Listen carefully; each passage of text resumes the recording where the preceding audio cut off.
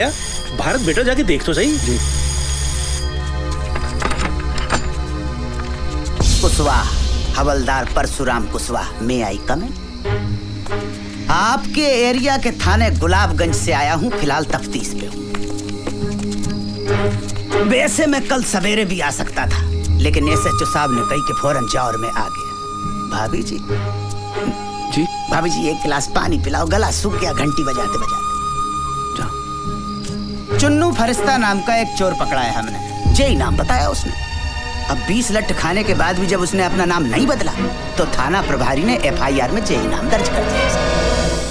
बड़ा हरामी चोर है, कहता है कि मैं अमीरों को लूटकर गरीबों में बांट देता हूँ। जो काम सरकार नहीं कर पा रही वो साला हरामी करे दे रहा। खैर, उसके पास से एक पंखा बरामद हुआ है, टेबल फैन। उसका कहना है कि उसने ये पंखा आपके घर से चुराया है। हमारे घर से कोई पंखा चोरी नहीं हुआ साहब, शायद कोई गलतफहमी हुई है। किसे, हमें या उस चोर को? देखो भैया, कानून को कोई गलतफहमी नहीं होती है, और हमारा वादा है कि 20 लठ खाने के बाद बड़े बड़े हरिश्चंद्र की गलतफहमी दूर हो जाती है।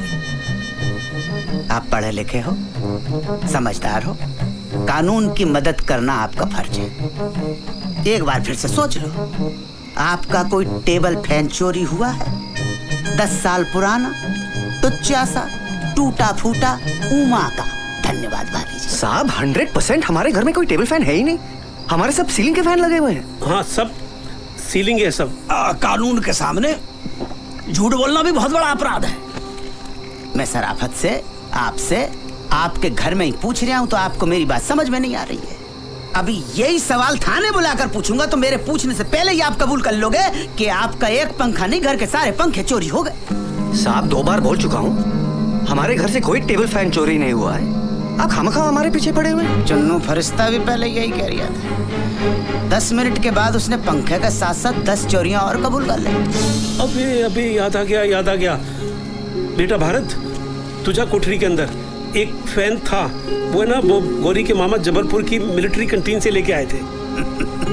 देखा बाबूजी, आजकल के मोड़े मोड़ियों की याददाश्त बहुत कमजोर होती है। आपको झट से कैसी याद आ गई? अरे भैया जाओ देखो। जा बेटा, आप बैठो बैठो। ठीक है जी। हाँ बैठ जाओ। आओ। 10-12 साल हो गए साहब, इस्तेमाल में नहीं था। बच्चे भूल जाते, पंखा ही तो था। अब आप तो जानते हो कि 10-12 साल में आदमी अपने आप को भूल जाता है। पंखा किस खेत की मूली है। बाबूजी, वैसे 80% अपराधी आज भी माँ बाप की वजह से पकड़े जाते हैं। देखिए, मेरा बेटा अपराधी नहीं है, और फिर अभी ये भी तो साबित नहीं हुआ है कि हमारे घर से पंखा चोरी हुआ भी है कि नहीं। लेकिन ये तो साबित हो गया है कि कोई पंखा था। उससे क्या होता है? तफ्तीश को आगे बढ़ाने में सुराग मिलता है। सुराग? क्लू। अरे भैया, मिला के नहीं मिला? कोठरी में तो नहीं है। क्या बात कर रहे हैं? ठीक से देखा कि नहीं? हमने आपसे पहले ही कही थी कि कानून को कभी गलतफहमी नहीं होती है। हमने आपसे ये भी कही थी कि चोर पे हमें पूरा भरोसा है कि वो कभी झूठ नहीं बोल सकता। चलो, जो हुआ सो हुआ।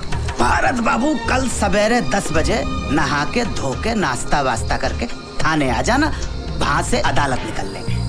आज पौन घंटे का काम है, पंखे का सुपुर्दगीनामा बन जाएगा, आपका पंखा आपको मिल जाएगा। ठीक है साहब, वो पंखा हमारे किसी काम का नहीं है।